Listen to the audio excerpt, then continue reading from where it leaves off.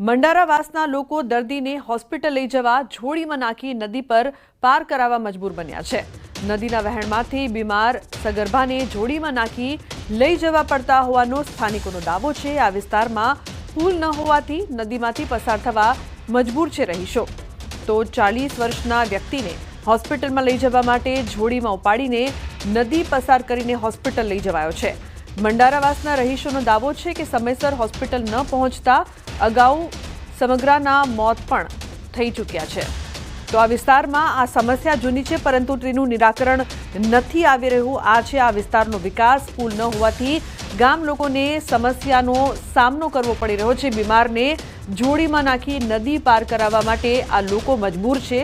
જો કોઈ ઇમરજન્સી હોય તો કઈ રીતે આ લોકો હોસ્પિટલ પહોંચે અને જ્યાં સુધી હોસ્પિટલ પહોંચે ત્યાં સુધી કઈ પ્રકારની પરિસ્થિતિ બીમાર વ્યક્તિની સર્જાય તે સમજી શકાય છે। પેલા કાકા બીમાર હતા, એમને લઈ જવા હોય તો અમારે કઈ રીતે લઈ જવા? પુલ નથી એટલે અમારે ઉપાડીને લાવવા પડે। અમુક વખતે ડિલિવરી કેસ હોય બૈરાના તો એ ઉપાડીને લઈ જવા પડે। અમુક બૈરા તો મૃત્યુ પણ પામે છે। એના લીધે અમને સરકારને વિનંતી છે કે અમને પુલ કરી આપે, કોઈ તો જીવ કરી આપે એમ। તો નદીમાં વધારે પાણી આવી જાય તો છોકરોને શાળામાં જવાની પણ તકલીફ પડે છે અને અમારી દૂધ ડેરી બીજી સાઈડ આવેલી છે તો એ પણ દૂધ ડેરીમાં જવા માટે તકલીફ પડે છે। 3.5 ઇંચ જેવો વળ્યો છે, જેના આધારે માનની મામલતદાર સાહેબ સાથે અમે લોકો વિઝિટમાં નીકળ્યા છીએ। એમાં બોરડીયાલી પાસે જે આ એક પાણીનું વહેણ ચાલે છે, જો તો એવું દેખાય છે ખરેખર બાળકોને અને લોકોને પણ આવવા જવાની થોડી તકલીફ પડે છે અને ખરેખર એ લોકોને આની જરૂરિયાત પણ દેખાય છે। આ બાબતે ડેપ્યુટી એન્જિનિયર આરએનબી પંચાયત જોડે પણ મારે રૂબરૂ વાત થઈ છે। એટલે આ બાબતમાં કુંવારસીનો અને ઝુંફાળીનો જોબ નંબર આવી ગયેલો છે અને આ બોરડીયાળીનો જે જોબ નંબર આવ્યો નથી એ પણ એમના કહેવાનું એકાદ માસમાં આવી જશે અને ત્રણેયના કામો નાણાંના દિવાળી પછી ચાલુ થઈ જશે એવું મને ડેપ્યુટી એન્જિનિયર શ્રી પંચાલ સાહેબે કહ્યું છે। સંવાદદાતા મહેન્દ્ર અગ્રવાલ જોડાયા છે ફોન લાઈન પર વધુ માહિતી આપવા માટે। મહેન્દ્ર, જે પ્રકારની આ સમસ્યા છે તંત્રને શું આ દેખાઈ નથી રહ્યું?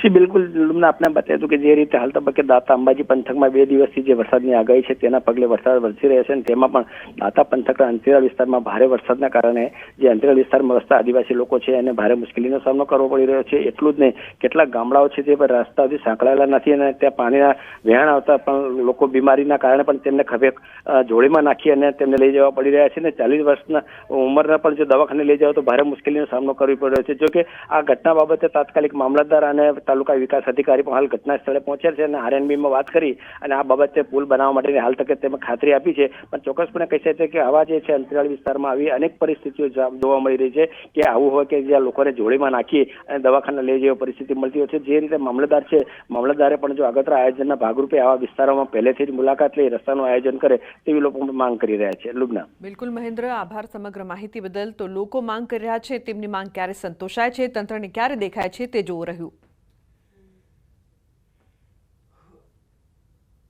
अन्य समाचार सूरतથી। सूरतમાં કાર ચાલકની ગંભીર બેદરકારી સામે આવી છે। સીસીટીવીમાં કેદ થઈ છે આ બેદરકારી। પેટ્રોલ પંપ પરનો હચમચાવી નાખતો બનાવ સીસીટીવીમાં કેદ થયો છે। માંગરોળના પાલોદ ગામ નજીક પેટ્રોલ પંપ પર બન્યો હતો આ બનાવ। પેટ્રોલ ભરાવી નીકળતી કાર મહિલા પર ફરી વળી। મહિલા પેટ્રોલ પંપ પર કચરો ભરી રહી હતી તે સમયે કાર ચાલકની બેદરકારીના કારણે તેની પર ચડાવી દીધી હતી। આ બનાવમાં મહિલા ઘાયલ થઈ હતી। હાલમાં સીસીટીવીના આધારે કોસંબા પોલીસે વધુ તપાસ હાથ ધરી છે।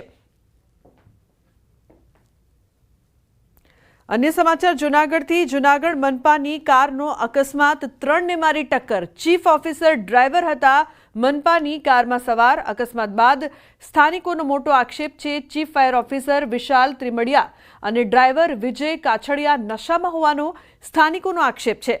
તો ચીફ ઓફિસર ડ્રાઈવર નશાની હાલતમાં હોવાનો આક્ષેપ। ઝાંઝરડા ચોકડી પાસે મનપાની કારે અકસ્માત સર્જ્યો હતો। અકસ્માત બાદ સ્થાનિકોએ પોલીસને જાણ કરી હતી। અકસ્માત બાદ ચીફ ઓફિસર અને ડ્રાઈવરને પોલીસ મથક લઈ જવાયા છે।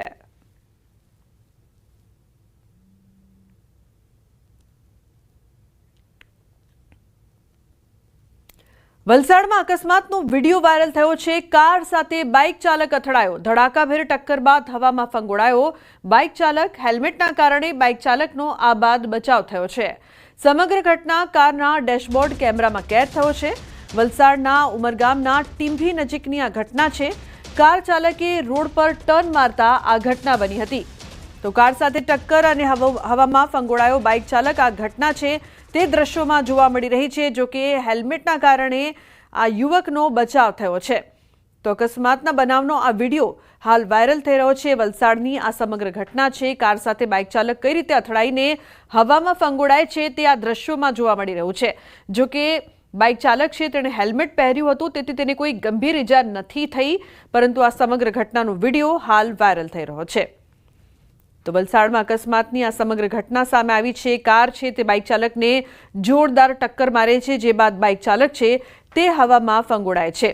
તો કાર ચાલકે રોડ પર ટર્ન મારતા આ સમગ્ર ઘટના બની હતી અને આ સમગ્ર ઘટનાનો વિડીયો હાલ સોશિયલ મીડિયા પર વાયરલ થઈ રહ્યો છે. અકસ્માતની સતત વધતી ઘટના, ત્યારે વલસાડમાં વધુ એક ઘટના.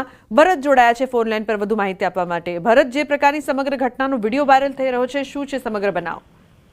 બિલકુલ લુબના, જે રીતે વિડીયોમાં પણ દર્શાવવામાં દેખાઈ રહ્યું છે કે એક કાર ટર્ન લઈ રહી છે, એ વખતે જ પાછળથી આવતા એક બાઇક ચાલક છે કાર સાથે ધડાકાભેર અથડાય છે અને બાઇક અને કાર ચાલક બંને હવામાં ફંગોળાઈને નીચે પટકાય છે. જોકે સદનસીબે બાઇક ચાલક છે હેલ્મેટ પહેર્યું હોવાથી તેનો ચમત્કારિક બચાવ થાય છે. આ સમગ્ર ઘટના જે અકસ્માત જે સર્જનાર છે કાર છે એના ડેશબોર્ડ પર લગાવવામાં આવેલા કેમેરામાં કેદ થઈ હતી અને આ વિડીયો અત્યારે સોશિયલ મીડિયામાં વાયરલ થઈ રહ્યો છે. લુબના જી બિલકુલ, આભાર સમગ્ર માહિતી બદલ ભરત.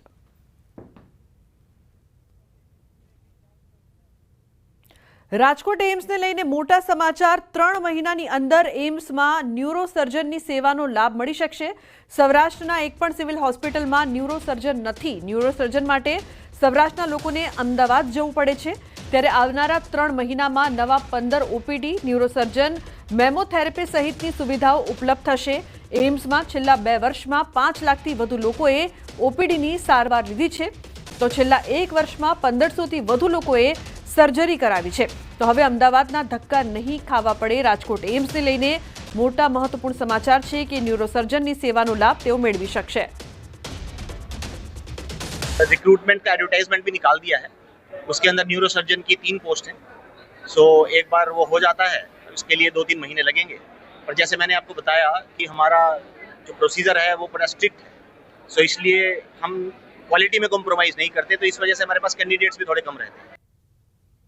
अन्य महत्वपूर्ण समाचाરની વાત કરીએ તો જૂનાગઢમાં કેશોદમાં ભાજપ કાર્યકરોએ આપ એમએલએનું કર્યું સન્માન. કેશોદ ભાજપના કાર્યકરોએ કર્યું ગોપાલ ઇટાલિયાનું સન્માન. કેશોદમાં આમ આદમી પાર્ટીનો હતો કાર્યક્રમ. નગરપાલિકાના વોર્ડ 5ના સભ્ય સહિત અન્ય કાર્યકરો પણ હાજર રહ્યા હતા. તો ગોપાલ ઇટાલિયાનું ભાજપના સભ્યોએ સન્માન કરતા વિવાદ થયો છે. સભ્ય વિવેક કોટડિયા, અશ્વિન કુંભાણી અને નિરંજન પીપળિયાએ સન્માન કર્યું હતું. પોસ્ટ વાયરલ થતા રાજકીય ગરમાવો પણ જોવા મળ્યો. તો કોંગ્રેસ શહેર પ્રમુખે લગાવ્યા આક્ષેપ. ચૂંટણી દરમિયાન જે કિરીટ પટેલ માટે પ્રચાર કરતા હતા તેણે જ આજે ગોપાલ ઇટાલિયાનું સન્માન કર્યું છે, જે બાદ રાજકીય ગરમાવો જોવા મળી રહ્યો છે. કે પબ્લિકને ખબર નથી કે આ શું છે. હવે આજે કાલની અંદર ખબર પડી ગઈ પબ્લિકને કે ભાજપ છે એ કોંગ્રેસ, ભાજપ છે અને આપ છે એ બી ટીમ છે. આ સન્માનની અંદર તો એવું એક જાણવા આપણને અને જોવા લાયક થયું. તો મેં તો મીડિયાના માધ્યમથી જોયું છે અને હું તો ગયો પણ નથી. પણ જે કિરીટ પટેલને જીતાડવા